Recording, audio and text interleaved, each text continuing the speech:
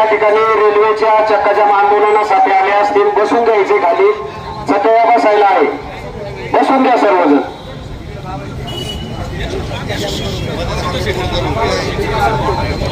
सर्वजण बसून घ्या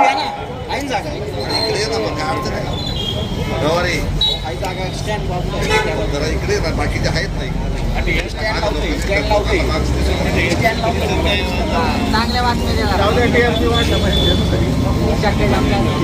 सर्वांनी या ठिकाणी पहिल्या घोषणा द्यायच्या आहेत भारत माता की भारत माता की वंदे वंदे अमर है अमर है अमर है अमर है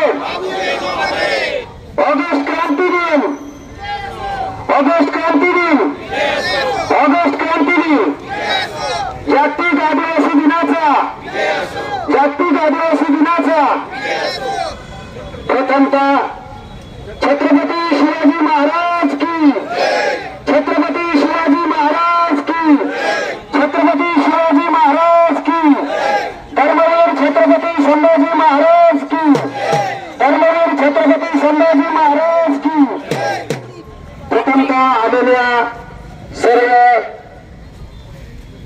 रेल्वेचे हितचिंतक त्याचप्रमाणे पत्रकार बांधव आणि पोलीस बांधव यांचे या ठिकाणी पुणे नाशिक रेल्वे कृती समितीच्या वतीने सहर्ष असं स्वागत आंदोलनामध्ये सहभागी झालेल्या सर्व महिला वर्ग युवक वर्ग यांचे सुद्धा या ठिकाणी सहर्ष असं स्वागत आज आपण या ठिकाणी रेल्वे कृती समितीच्या वतीने आज जो आंबेगाव तालुक्यात मनसर बस स्थानकासमोर चक्काजाम आंदोलन करत आहोत खरं पाहायला गेलं तर हे आंदोलन आणि रेल्वे कृती समिती ही आपण सर्वसामान्यांनी उभारलेली आहे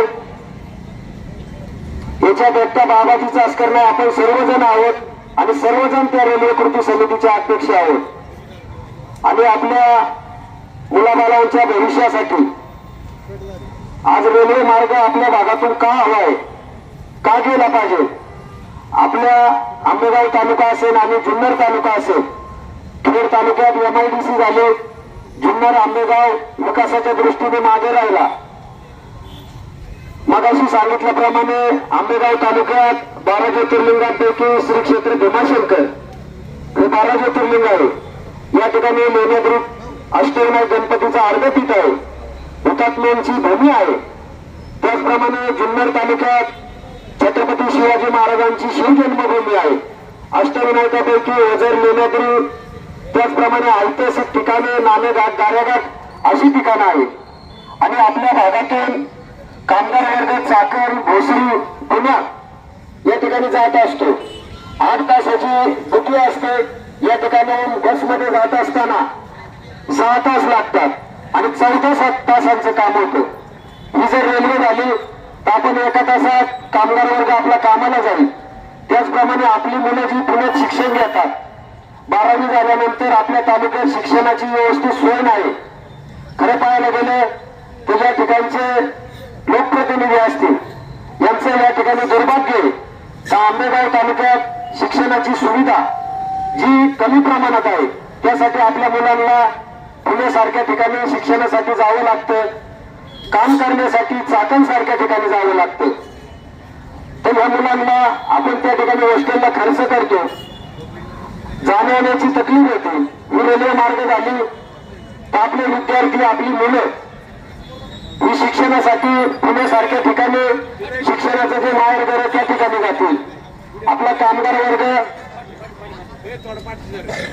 चाकण या ठिकाणी कामाला जाईल मुंबईला जाईल त्यानंतर आपला शेतकरी वर्ग शेतीप्रधान आंबेगाव तालुका आहे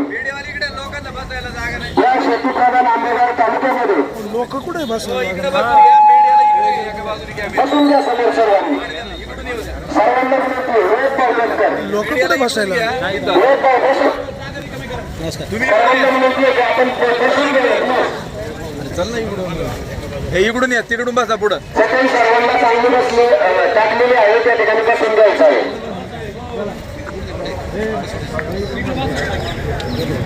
या ठिकाणी आपली आंबेगाव तालुक्याची भूमी शेतीप्रधान आहे. सध्याच्या जमान्यामध्ये शेतकऱ्यांच्या शेतीमालाला भाव नाही, विक्रीसाठी जवळपास मोठं मार्केट नाही. उद्या रेल्वे झाली, आपला शेतीमाल हा रेल्वेने सुद्धा छोट्या शेतकऱ्यांचा असो मोठ्या शेतकऱ्यांचा असो विविध शहरांमध्ये जाऊ शकतो आणि आपल्या तालुक्याचा विकास होऊ शकतो. त्याचप्रमाणे आपल्या इथे दूध व्यवसाय बी मोठा आहे. या ठिकाणी आपण 30 रुपये 40 रुपये 45 रुपये लिटरने दूध दुधडेअरीला घालतो. तेच दूध आपण जर कॅनलमध्ये भरून ट्रेनमध्ये सिटी सारख्या ठिकाणी नेलं तर त्याला चांगला बाजारभाव मिळू शकतो. म्हणून आपल्याला रेल्वे गरजेची आहे. परंतु ही मागणी स्वर्गीय किसनराव बानखिले अण्णा खासदार असताना त्यांनी मांडलेली आणि ती प्रत्यक्षात आणण्याचं काम या विभागाचे माजी खासदार शिवाजीदादा आढळराव पाटील यांनी आणलं. परंतु त्यानंतरच्या सरकार बदलाच्या घटनेमध्ये केंद्रामध्ये भाजपचं सरकार आलं. या ठिकाणी शरदचंद्र पवार गट राष्ट्रवादी काँग्रेस पक्षाचे खासदार झाले आणि अशा स्वरूपात या विभागाला कुठेतरी उपेक्षित ठेवायचं असं काम या सरकारचं चालू आहे. आणि जो रेल्वे मार्ग ज्या बाजूने वळवलेला आहे मनमाड साईनगर शिर्डी पुणे तांबे नाशिक मार्ग बनवलेला आहे आणि त्याला नाव पुणे नाशिक दिलेलं आहे. खरं पाहायला गेलं तर पुणे नाशिक महामार्ग हायवे हा या आंबेगाव तालुक्यातून जातो. त्या मार्गे पुणे नाशिक शब्दाचा सुद्धा संबंध नाही, परंतु त्यांनी तो शब्द सुद्धा वापरला. पुणे नाशिक शब्द वापरल्या रेल्वे मार्ग शब्द वापरल्याबद्दल आपण या ठिकाणी त्यांचा निषेध करतो. दुसरी गोष्ट अशी काही या ठिकाणाहून रेल्वे मार्ग आपल्याला का ही कारणे सांगितलेली आहे आणि त्यानंतर हा रेल्वे मार्ग बदलल्यानंतर काही लोक अशी भेटली का ज्यांचं भूसंपादन झालं, ज्यांच्या खात्यात पैसे आले. राजगुरुनगर तालुक्यातील एक शेतकरी आहे, त्यांच्या खात्यात 8.5 कोटी रुपये आले. त्यांचा भूसंपादनाचा शिक्का बसला. 8.5 कोटी रुपये त्यांनी काढले, दुसरी जमीन खरेदी केली आणि आज त्यांना नोटीस आली का हे पैसे आपण भरावे. आणि त्या शेतकऱ्याचा आता परिस्थिती नाही भरण्याजोगी. त्यांनी परत कोर्टाकडून नोटीस पाठवली का माझी ज्या जमिनीबद्दल भूसंपादन केलं आहे, ज्या जमिनीच्या मोबदल्यात पैसे दिले आहेत ती माझी जमीन ताब्यात घ्यावी, माझ्याकडे पैसे द्यायला नाही.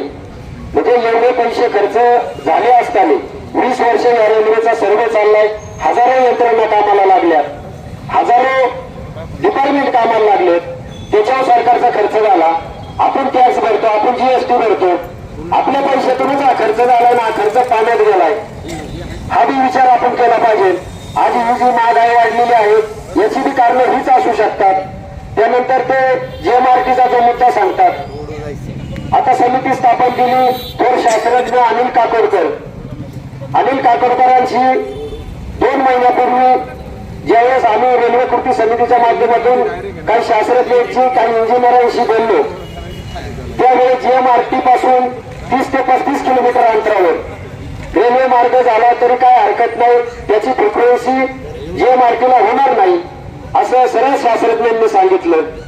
त्याच्यानंतर भुयारी मार्गाचा पर्यायी मार्ग आहे, परंतु हे शासन कुठेतरी ऐकत नाही. केंद्र शासन, रेल्वे मंत्री श्री वैष्णव हे खरं पाहायला गेलं तर मुजरपणाची लक्षणं आहेत.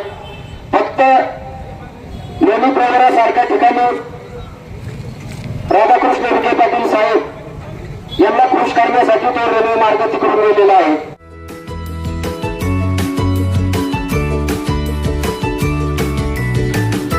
बातम्या शेतीच्या, बातम्या मातीच्या, बातम्या अन्यायाच्या, गुन्हेगारीच्या,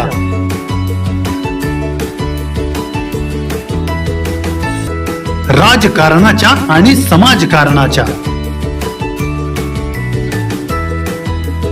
शोषणाविरुद्ध बुलंद आवाज, जनसामान्यांच्या हुंकाराची गाज, सत्कार्याला प्रोत्साहन, दुष्कृत्याला अनुशासन, निर्भीड, निस्पृह, सडेतोड, बेधडक आणि रोखठोक म्हणजेच विघ्नहर टाइम्स, शोध बातमीचा, ध्यास सत्याचा. आपलं चॅनल, आपली बातमी. सबस्क्राईब तर कराच, पण बेल आयकॉनवर क्लिक करायलाही विसरू नका.